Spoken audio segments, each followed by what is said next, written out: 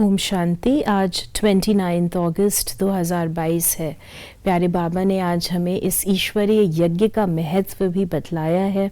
हमें इस ईश्वरीय यज्ञ की बहुत प्यार से सेवा करनी है, बहुत मीठा बनना है और कोई भी अवज्ञा नहीं करनी है।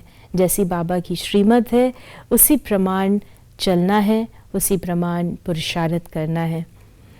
आज बाबा ने हम बच्चों को वरदान दिया, ज्ञान, गुण और शक्तियों से संपन्न बन, दान करने वाले महादानी भव। ज्ञान, गुण और शक्तियाँ हमारा विशेष संगम युगी खजाना है।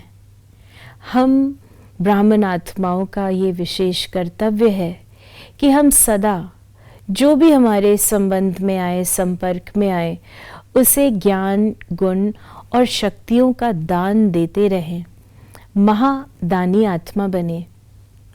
अब ये दान कोई स्थूल रीति का नहीं है, लेकिन आध्यात्मिक और सूक्ष्म है। रूहानी अर्थ है दान का कि हम सहयोग देते हैं। किसी को शक्ति की आवश्यकता है तो हम अपनी जमा की हुई शक्तियों का सहयोग दूसरी आत्मा को देते हैं।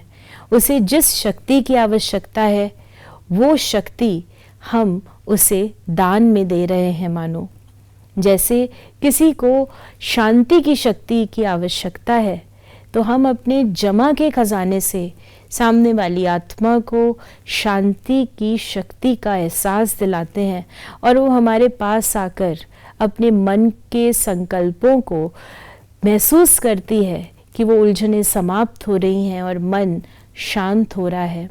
इसी प्रकार गुण जो हम अपनी धारणा में लेकर आते हैं, ईश्वरीय श्रीमत का पालन करके अपने गुण का दान हम अपने कर्मों के द्वारा दूसरी आत्माओं को देते हैं।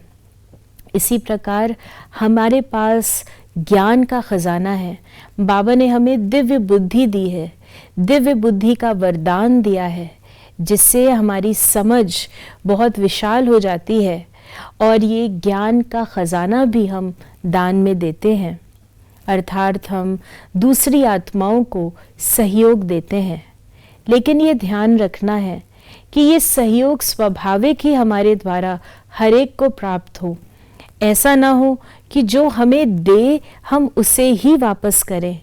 ये महादानी की निशानी नहीं।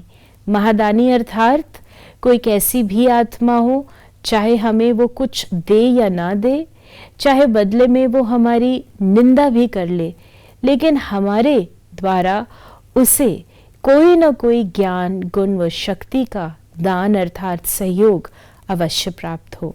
तो आज इस बात पर हम अटेंशन रखें कि मैं महादानी आत्मा हूँ। ओम शांति।